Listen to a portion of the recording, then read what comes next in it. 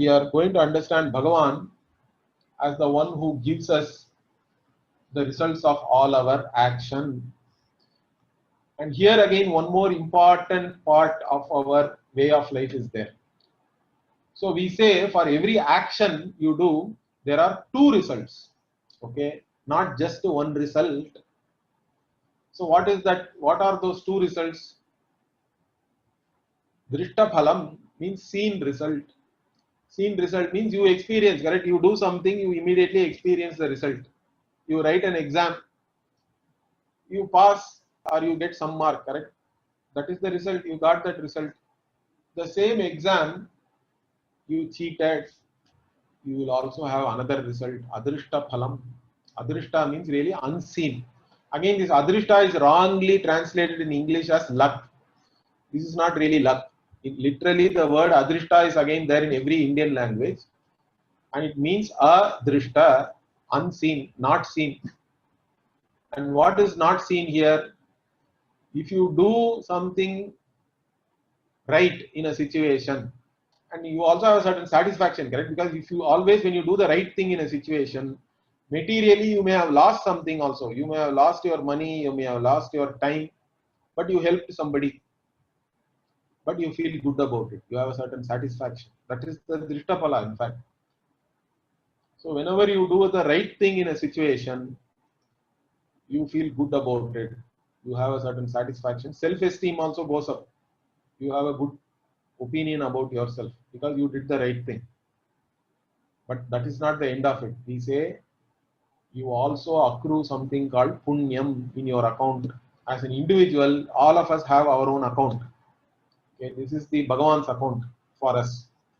Bhagavan is maintaining, or Chitragupta we say. We give a Devata name for this also. Chitragupta is the one who is maintaining your accounts. And in your account, Chitragupta is adding some punya because you did the right thing in a situation. And what if you do something wrong? There also seen immediate Adrishta-Phalam is there. Fear, guilt, all that is there. And whatever you gained also by doing, because mostly we do wrong because of our own likes and dislikes. You are pressured by your likes and dislikes to do, even though you know it is wrong, you do it. Correct? Because somebody said, whatever I like is either illegal, immoral, or calorific, like that.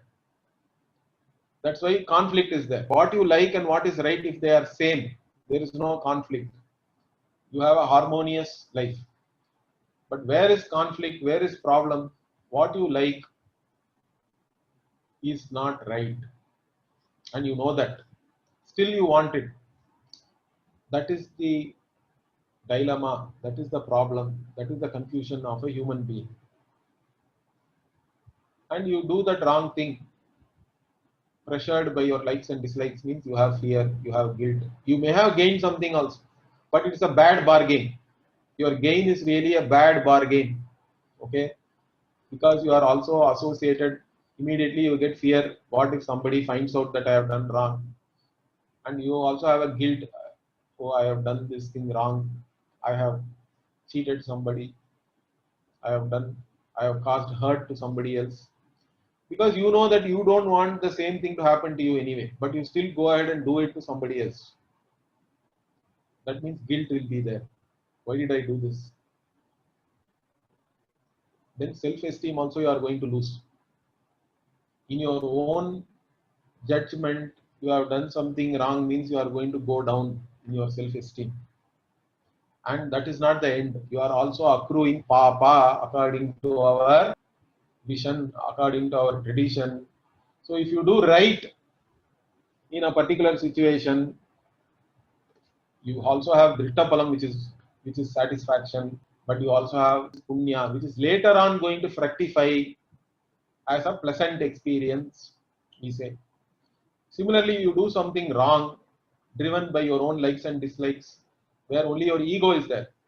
See, whenever you are doing something wrong, you are going against the order, the moral order, which is there. Again, moral order also is a manifestation of Ishvara. So essentially, you are going against the order.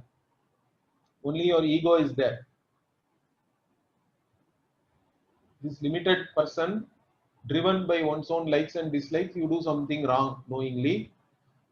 Then again, guilt, fear, loss of self-esteem, but papa, which is going to fructify as unpleasant experience, let us say. So Punya Papa is a very big thing in our culture, in our tradition, in our vision, in our way of life. That is what we call karma also. So karma word has many meanings, but karma in this context is Punya Papa is karma, and it's a matter of belief. Let me tell you again. Don't ask me, show me where is karma, where is Punya Papa. Now we cannot show you. It is a matter of belief. But let us see what can be believed, what cannot be believed. Also, we have to be very clear. We'll talk about that also later. But right now, we'll see this Punya Papa is again very important part of our way of life, our vision, and it is a matter of belief, and it goes along with our day-to-day experience. Again, here it is reasonable to believe this. That's what I'll tell you. Why? Because we always see that we put some effort in whatever we do, but the results we get is also a function of some other unknown variables. The results we get depends on not just our effort. How do we know that our own experience is what? Sometimes I put in an effort, I get the expected result. Okay. Sometimes I get more than my expectation. I wrote an exam, but I got marks. I didn't expect I'll get so much. Somehow I got so many marks. Sometimes it is less than your expectation for the effort you put in. Sometimes it is totally opposite. You are going to the exam hall and some car hit you on the road. You are waking up in some hospital asking fundamental questions like who am I and all that. So our experience is that our effort alone does not determine the results. That means there are some other things which are also a factor. That unknown factor is the Adrishta, unseen, unknown. That is the Punya and Papa also, which is fructifying. So always whatever we are getting in our life is a function of both your effort and Punya and Papa. Is that clear?